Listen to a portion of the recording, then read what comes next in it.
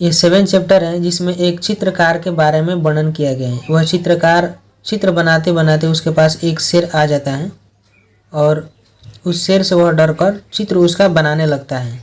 ठीक है, इसी के बारे में हमें पढ़ना है। तो देखिए यहाँ पर लिखा है, चित्रकार सुनसान जगह में बना रहा था चित्र, इतने में ही वहाँ आ गया यमराजा का मित्र।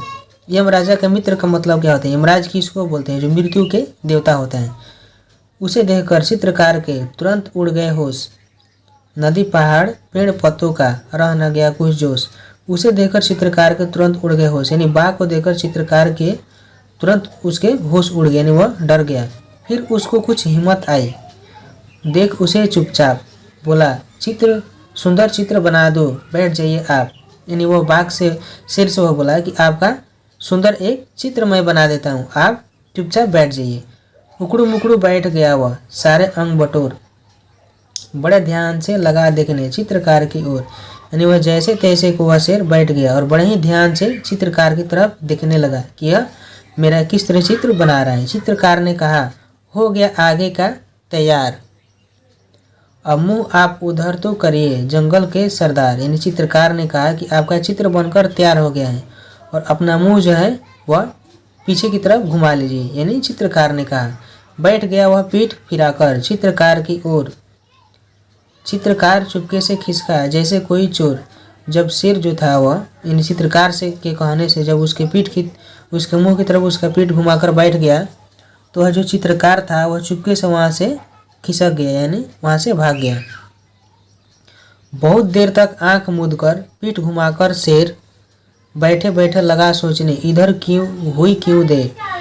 जब शेर बैठे बैठे वह उसको बहुत समय लग गया तो वह सोचने लगा कि इधर क्यों देर हुई, वह चित्र क्यों नहीं बना पा रहा है। झील किनारे नाव लगी थी, एक रखा था भास। चित्रकार ने नाव पकड़कर ली जी भर के सांस।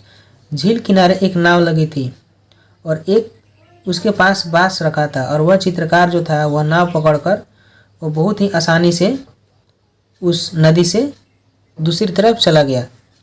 जल्दी जल्दी नाव चलाकर निकल गया वह दूर। इधर शेर था धोखा खाकर झुंझलाहट में चूर।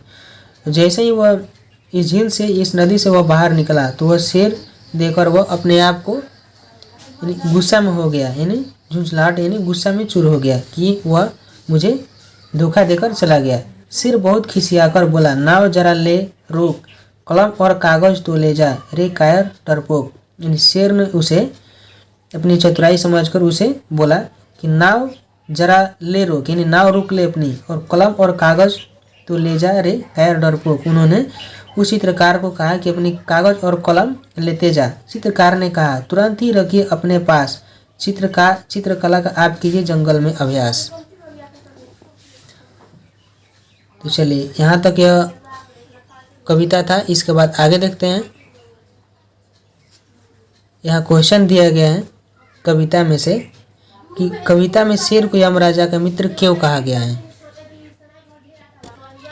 कविता में शेर को यमराजा का मित्र क्यों कहा गया है? क्योंकि शेर जो एक होता है वह एक खूंखार तथा हिंसक जानवर होता है। वह किसी भी शिकार को एक बार वह जब वो पकड़ लेता है तो उसका मौत के घाट उतार देता है। इसलिए शेर को यमराजा का मित्र कहा गया है। ऐसा हम लिख सकते हैं। शेर ने चित्रकार को नाव रोकने के लिए क्यों कहा? शेर चित्रकार की ओर ध्यान से क्यों देखने लगा था? चित्रकार ने शेर को क्या कहकर बुलाया? शेर को देखकर चित्रकार की क्या दशा हुई? चलिए इस पाठ से, इस कविता से 5 क्वेश्चन है। इस सवाल को हम देखते हैं।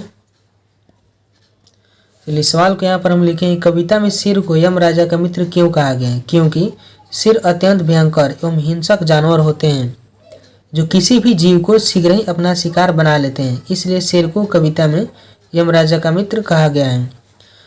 प्रश्न 2 है कि शेर ने चित्रकार को नाव रोकने के लिए क्यों कहा?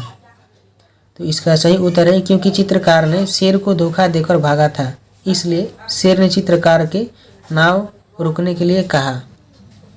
3 नंबर प्रश्न है कि शेर चित्रकार की ओर ध्यान से क्यों देखने लगा था? तो इसका सही आंसर है चित्रकार के द्वारा अपना चित्र बनाता देख शेर उसे ध्यानपूर्वक देखने लगा था।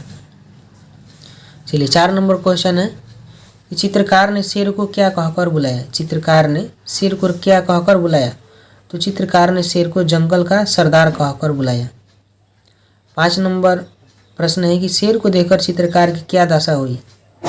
तो शेर को देखकर चित्रकार की दशा अत्यंत भयभीत हो गया, यानी शेर को देखकर वह चित्रकार जो था वह अत्यंत डर गया, यानी भयभीत हो गया।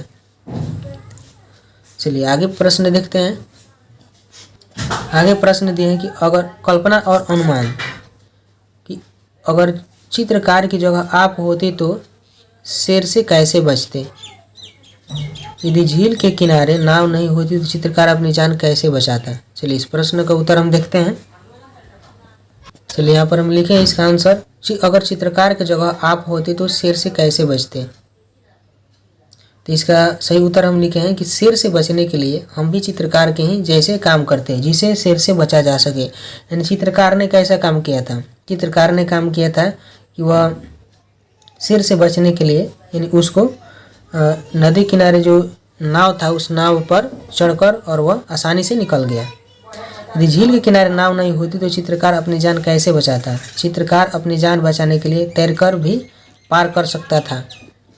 ठीक है, चलिए 3 नंबर क्वेश्चन दिए हैं, अगर शेर चित्रकार का कहा मानकर दूसरी तरफ मुंह नहीं करता तो क्या होता। तो इसका सही आंसर है, अगर शेर चित्रकार का कहा नहीं मानकर दूसरी तरफ मुंह नहीं करता तो चित्रकार नहीं भाग पाता और वह शेर का शिकार बन जाता है, यानी शेर उसे आसानी से मार देता। ठीक है, इसलिए चित्रकार ने अपनी चतुराई दिखाया और उसके मुंह को उसे फेरने के लिए कहा और वह चित्र बनाने लगा और वह वहाँ से भाग निकला। ठीक है, चलिए आगे सवाल देखते हैं। देखिए 4 नंबर में दिए हैं कि चित्रकार ने शेर का कैसा चित्र बनाया था, चित्र बनाकर दिखाइए। तो आप अपनी मर्जी से जैसा चाहे वैसा आप चित्र बना सकते हैं। चित्रकार ने शेर का कैसा चित्र बनाया था, इसमें अपने अनुमान से शेर का एक चित्र बनाना है। ठीक है, चलिए आगे दिया है 1 नंबर, उसे देखकर चित्रकार के तुरंत उड़ गए होश, नदी पहाड़ पेड़ पत्तों का रह न गया कुछ जोश। क नंबर में प्रश्न दिया है कि किसे देखकर चित्रकार के होश उड़ गए, किसे देखकर चित्रकार के होश उड़ गए थे। चित्रकार को कौन से किसको देखकर चित्रकार के होश उड़ गए थे, यानी शेर को देखकर उसके होश उड़ गए। जंगल में क्या क्या था। चलिए इस प्रश्न का उत्तर हम देखते हैं। देखिए इस प्रश्न का उत्तर यहाँ पर हम लिखे किसे देखकर चित्रकार के होश उड़ गए। तो इसका सही आंसर है कि शेर को देखकर चित्रकार के होश उड़ गए। जंगल में क्या क्या था, तो जंगल में नदी पहाड़ झील पेड़ पौधे इत्यादि थे। आपके होश कब उड़ते हैं, तो इसका सही आंसर है किसी हिंसक जानवर को देखकर तथा गलती करने पर सजा पाने पर होश उड़ जाते हैं। 5 नंबर में दिया है कि होश उड़ना मुहावरे का अर्थ घबरा जाना होता है। इसी घबरा जाने को बताने के लिए कई और मुहावरे हैं, जैसे देखिए किताब में, जैसे यहाँ देखिए यहाँ किताब में दिया है, यहाँ आप आसानी से देख सकते हैं।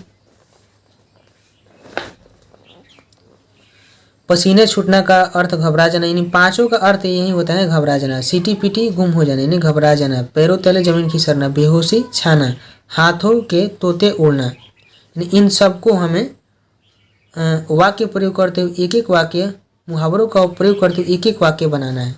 ठीक है, चलिए इसको हम देखते हैं।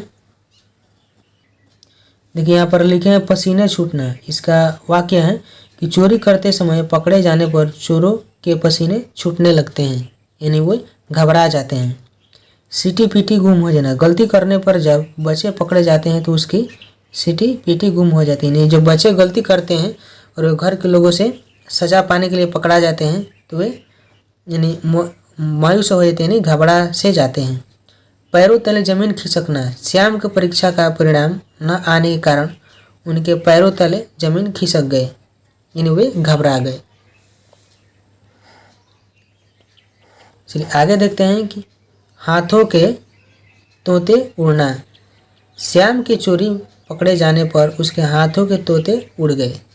ठीक है, चलिए आगे दिया है बेहोशी छाना, पिता की अचानक दुर्घटना की बात सुनकर रमेश को बेहोशी छा गई। चलिए यहाँ तक हमारा कंप्लीट हो गया। आगे देखते हैं। चलिए यहाँ पर दिया है चुपके से, चित्रकार चुपके से खिसकाया जैसे कोई चोर। इसका प्रश्न दिया है यहाँ पे, चुपके से खिसकने का क्या मतलब है। चित्रकार चुपके से क्यों खिसकने लगा, चोर चुपके से क्यों खिसकते हैं, क्या ऐसी घटना के बारे में बताइए जब आपको भी चुपके से खिसकना पड़े। चलिए इसका उत्तर हम देखते हैं। देखिए इसका आंसर लिखे हैं कि चुपके से खिसकने का क्या मतलब है। तो चुपके से खिसकने का मतलब बिना किसी के देखे सुने गायब हो जाना, यानी चुपके से खिसकने का मतलब बिना किसी के देखे वहाँ से अचानक गायब हो जाना होता है। ठीक है। ख नंबर प्रश्न दिए हैं कि चित्रकार चुपके से क्यों खिसकने लगा। तो अपनी जान बचाने के लिए चित्रकार चुपके से खिसकने लगा। शेर से अपनी जान बचाने के लिए वह चुपके से उसे खिसकने लगा। प्रश्न ग में दिए हैं कि चोर चुपके से क्यों खिसकते हैं। तो चोरी करते समय लोगों की नज़र से बचने के लिए चोर खिसकते होंगे। ठीक है। घ नंबर में दिए हैं किसी ऐसी घटना के बारे में बताइए जब आपको भी चुपके से खिसकना पड़ा हो। तो इसका सही आंसर है कि पिताजी के मना करने पर भी खेलते समय उनके आ जाने से चुपके से खिसकना पड़ा। चलिए आगे दिया है प्रश्न अंक में कि बताइए कब कब चुपके से खिसकते होंगे। ये कब कब चुपके से खिसकते होंगे, ये किताब में दिया है क्वेश्चन। 1 नंबर में दिया है आपकी कक्षा के बच्चे, यानी कक्षा के जो बच्चे होते हैं वह कैसे खिसकते हैं। तो स्कूल में घंटी लगने के बाद बच्चे धीरे धीरे खिसकने लगते हैं, यानी स्कूल में धीरे धीरे जाने लगते हैं। पिताजी यानी दादा जी या माँ की डांट सुनकर पिताजी खिसकने लगते हैं। चलिए आगे दिए हैं 3 नंबर में, यानी माँ की यानी वे कैसे खिसकते हैं। घर का कार्य न करने पर पिताजी के गुस्से पर माँ खिसक जाती हैं। आपका दोस्त, जब मेरे दोस्त खेल रहे होते हैं तो पिताजी आ जाते हैं जिससे वे धीरे धीरे खिसकने लगते हैं। चलिए 5 नंबर में दिया है कि बहन यानी भाई की पिटाई होने पर बहन वहाँ से खिसकने लगती है। 6 नंबर में दिया है कि भाई की चोरी करने पर माँ को देखने से वह धीरे धीरे खिसकने लगते हैं। ठीक है। चलिए यहाँ तक हमारा कंप्लीट हो गया। आगे देखते हैं भाषा के रंग। इसमें 1 नंबर में दिया है कि चित्रकार सुनसान जगह में बना रहा था चित्र। कविता की इस पंक्ति को गद्य में इस तरह से लिखा जाता है। चित्रकार सुनसान जगह में चित्र बना रहा था। आप नीचे दी गई पंक्तियों को गद्य में लिखिए। इतने में ही वहाँ आ गया यमराजा का मित्र। तो इसको लिखेंगे कि इतने में ही वहाँ यमराजा का यानी यमराज का मित्र आ गया। झील किनारे नाव लगी थी, एक रखा था बांस। जल्दी जल्दी नाव चलाकर निकल गया वह दूर। चलिए इसको हम देखते हैं। देखिए इसको हम यहाँ पर लिखे हैं इतने में ही वहाँ आ गया यमराजा का मित्र। तो इसका सही आंसर होगा इतने में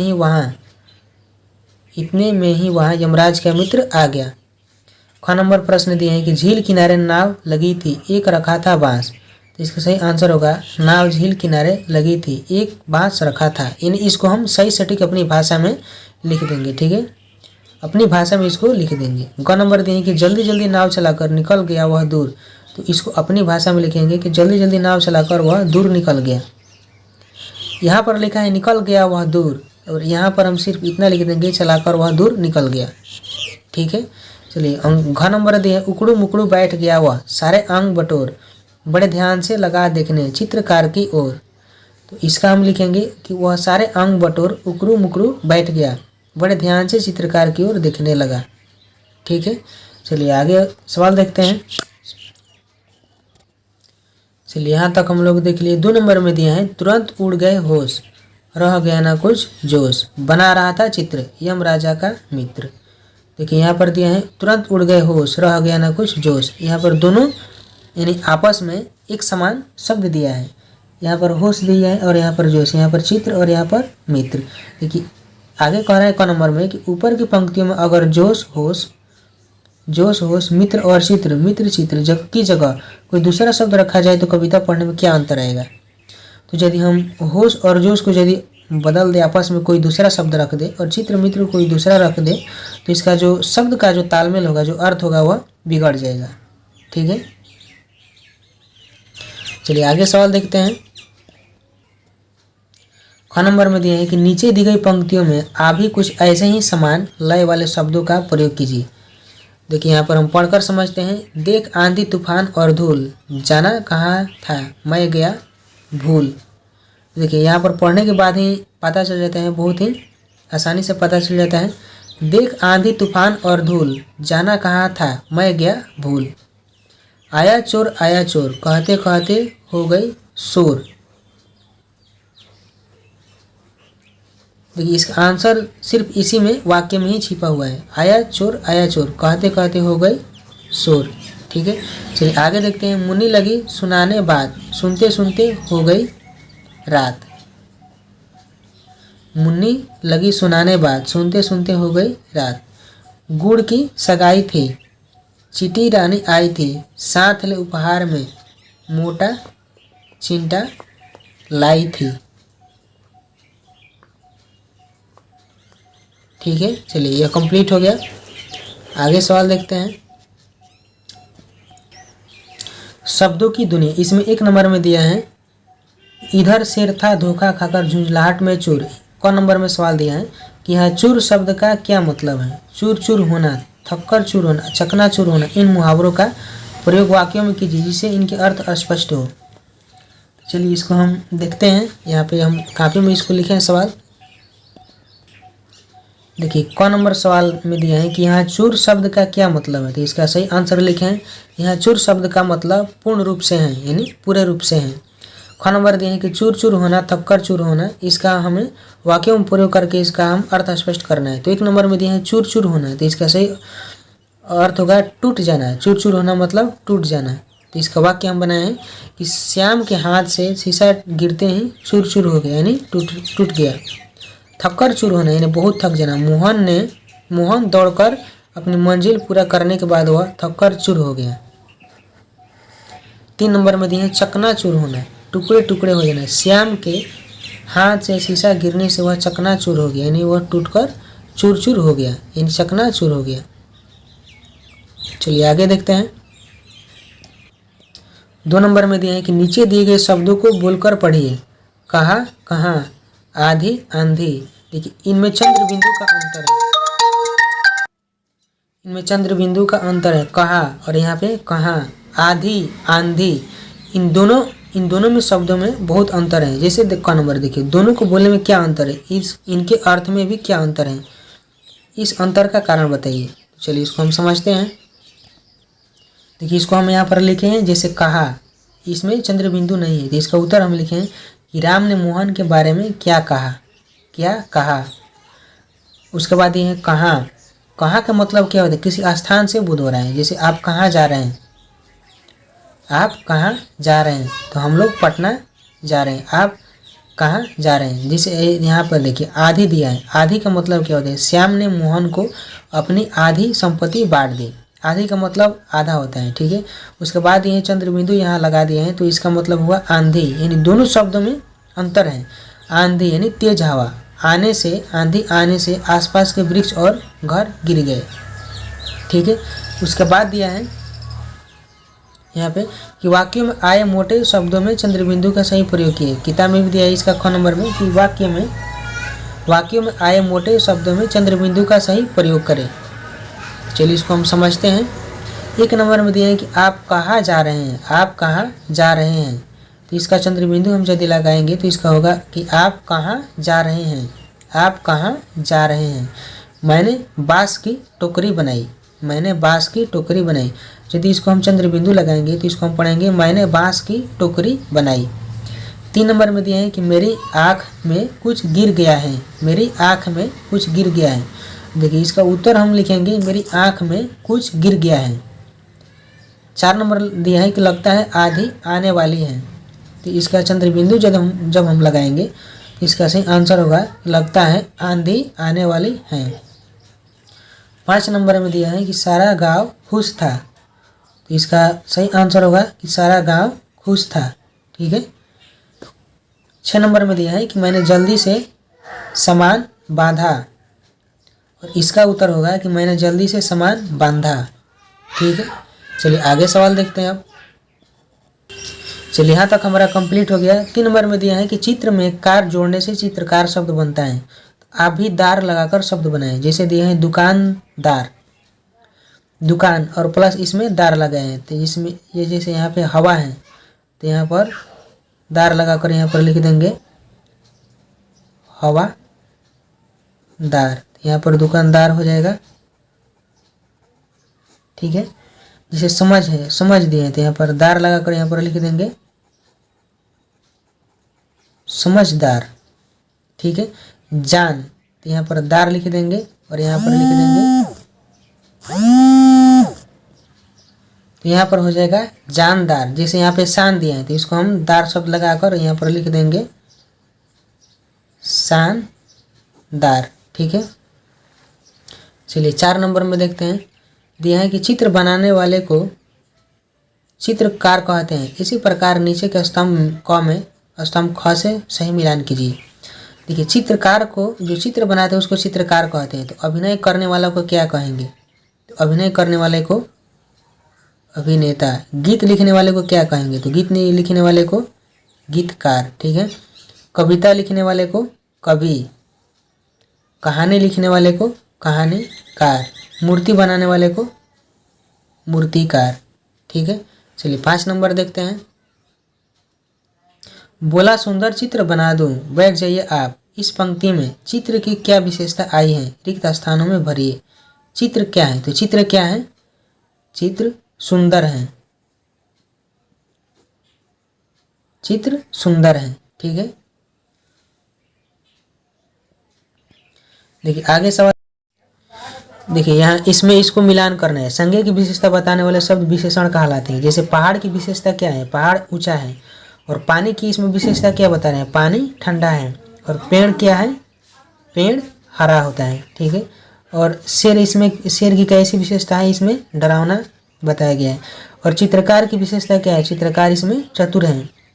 और जंगल, जंगल घना होता है। मित्र सच्चा होता है, ठीक है। चलिए आगे देखते हैं।